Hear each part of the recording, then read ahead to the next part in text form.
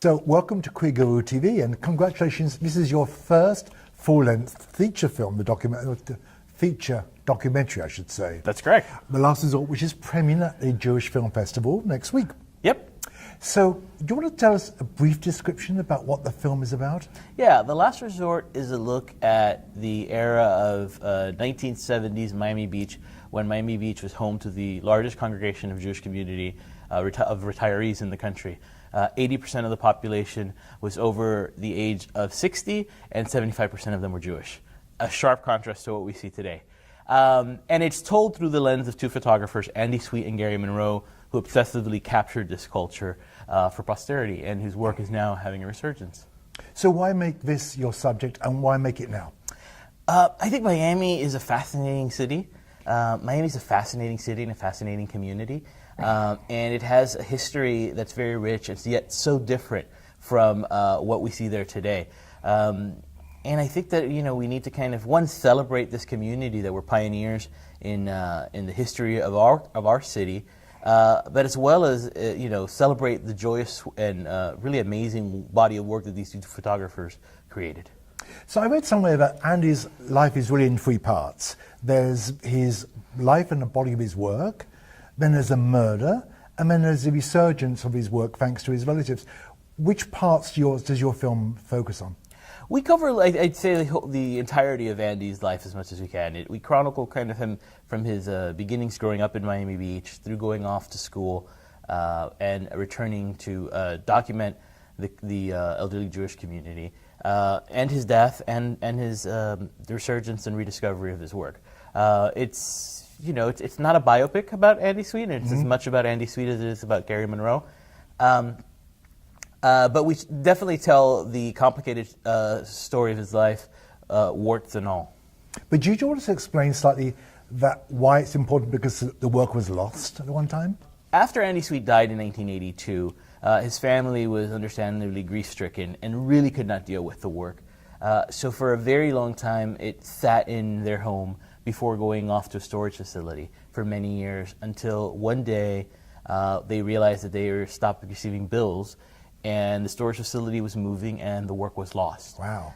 So it was like a second death. If what an artist leaves behind is their body of work, once that's gone, all we have are these memories. So the film chronicles that rediscovery of his work in the early 2000s, and how technology played a key role in bringing it back to life. But it was lost. How did they find it? So, the main body of work was thought for a very long time to be just the negatives, and those were lost. However, and I don't want to give too much away because the film chronicles it, but what they did rediscover is that there was quite a bit of test prints. Now, these are prints that Andy had made in preparation for his final prints that would have been made in a series. These test prints were kind of all over the place and very faded color-wise and in bad shapes. But thanks to the advent of technology like Photoshop, they were able to bring this back to life, coax the saturated colors that with Andy's signature style back into them, and breathe new life into a work that was once thought lost. So his work and your film has been feted by the Jewish community. How do you think millennials will relate to it? It's an interesting thing in that I think that while our film is about something very specific, this Jewish community of the 1970s and these two artists, I think it's about topics that are very universal as well. Changing communities, gentrification, how a city that we know and love looks so different, and how it's been reinvented multiple times. And I hope that it serves also as inspiration for millennials. Andy died when he was 28 and left in just a few years of photographing this breathtaking body of work. He was tireless, he was passionate, and he pursued those goals. And just imagine what he could have done more. So I hope that millennials will feel a connection. In many ways, it's also a very kind of time capsule, because what Andy was doing in the 70s with color, which was brand new, really, as far as art photography, not everybody was taking a camera. Not everybody had a camera hanging around their neck. These days, you have a camera in your pocket all the time and on your cell phone. So I hope it serves as inspiration. The wonderful thing, I think, that which is both very different but inspiring, is that there's so much of our history that is lost from a visual perspective, which is part of the power of Andy and Gary's work. And for all of the setbacks of technology and of being a disconnected community, the fact that we have a real in-depth documentation of our society now because of the advent of things like Instagram and mobile phone cameras, that's exciting. And I think millennials will, be embarking upon a kind of a new wave of art and photography because of it. And I hope that the film inspires them to do that. I mean, you keep mentioning Gary Munro, who was his best friend, and he's always his photographic buddy, who shot many in black and white. So tactfully, why did Gary's work never get the same acclaim as Andy's, which it didn't? Yeah, it's certainly a difficulty. I mean, Gary's had a very illustrious career as a photographer and went on to do many things. In some ways, Andy had and it's difficult to contextualize this way, but Andy had the benefit of being frozen in time. Dying at 28, his work stopped there. And so he didn't go on to develop a full body of work outside of that, really photographing outside of this one particular community. And his career and his age were just frozen, and you forever had this 28-year-old that you could look at, his work. Gary went on to, first of all, finish the 10-year project that they set on to do, and to photograph extensively in Haiti and throughout the world, in Latin America, Cuba, and Europe, and the Middle East, and Asia. But I think the fact is that the style of photography was so different. Gary comes from a very classical background in photography. Very, black and white is what real photographers do. Whereas Andy was trying to do something different with color at a time where it was not very familiar. If you think back about how many pictures you have, even as family snapshots of color pre-1970s, there's not all that many. So I think that there's an excitement around that because we didn't get to see that community in that era in full, vibrant color. And the candy-colored hue of Andy's photographs have kind of a timeless appeal. But Gary's gone on to his own really respectable career. He's been recognized throughout the world for his photography, and he's had a real key role in helping discover the work of other unknown artists, particularly the Highwaymen, Florida Highwaymen, which when he published his book about the Highwaymen art, the Highwaymen were African-American muralists that he kind of helped discover, and then the New York Times picked it up and it became this kind of cultural phenomenon in the art world. So I think very different times and very different times, very different styles of work, very different artists. The other side of Andy's work were drag queens and hustlers. Was he gay?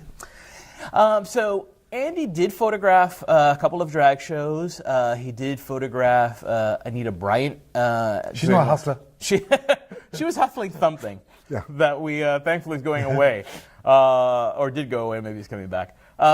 His body of work didn't necessarily include hustlers, even though that was a scene in the 1970s, Miami Beach for sure.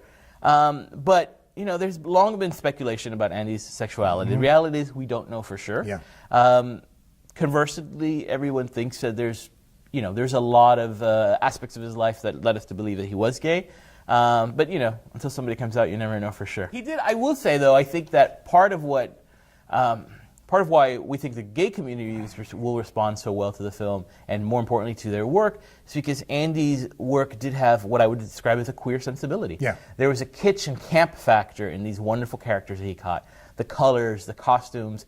I mean, some of them, in being their authentic selves, were so over the top in a way that kind of, I think, the queer community really connects to. And the sense of otherness. I mean, this elderly Jewish community were off in a corner in a way. And you juxtapose that with the fact that this is in the 1970s.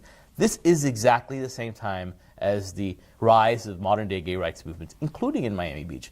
But there were two different worlds that were coexisting alongside each other and not really interacting until the tail end of the Jewish community's end in Miami Beach.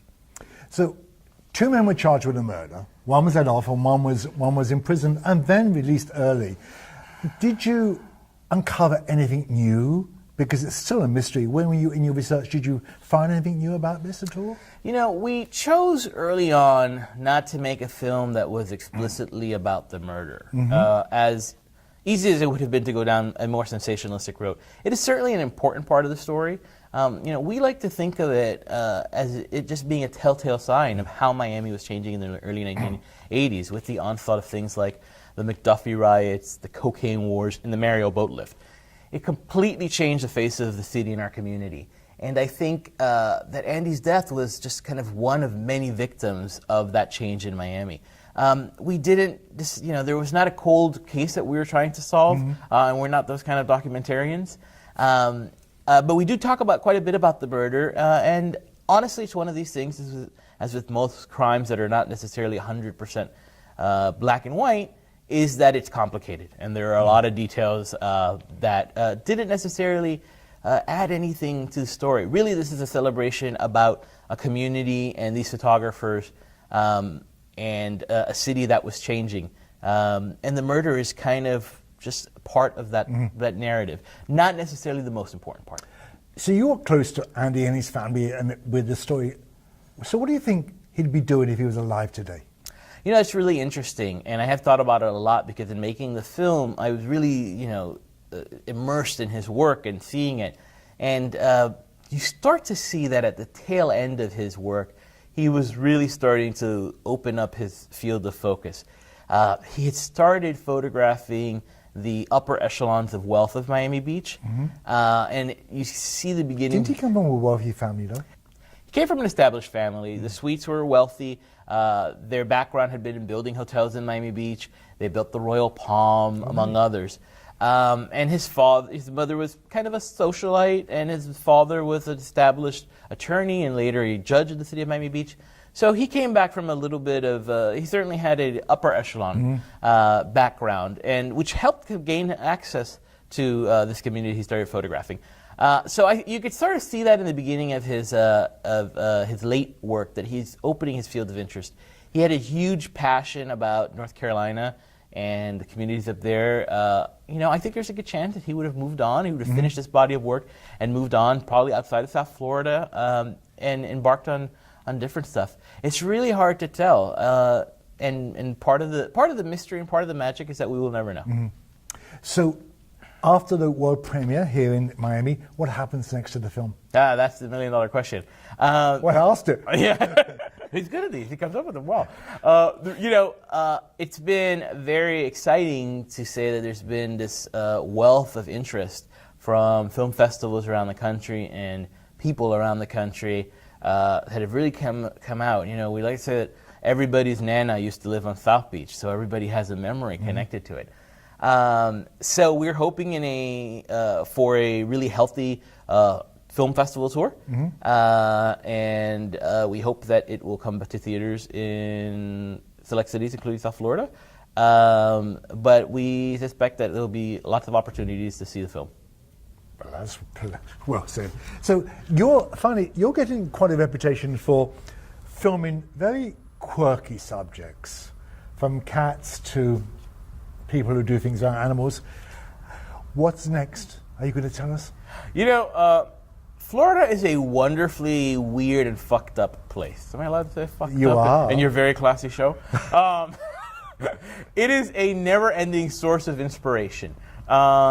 So there's a lot of Florida stories I want to tell, and reality is always kind of stranger than fiction, which is why documentary work has been so interesting to me. I have a full-time, No clues? I have a full-time day job running an independent movie theater. The filmmaking is a passion, and I certainly got bitten by the bug. This is my first feature. It certainly won't be my last. But yeah, I've actually already starting work on my next film, and 2 weeks after the premiere of The Last Resort, I have a shoot for a new documentary, but no clues yet. Just to say that camp and kitsch will continue to be part of what I do. So I'm in it? Maybe not that camp. Well, we're excited about the premiere, and thank you for talking to us. Thank you. And good luck. Thanks.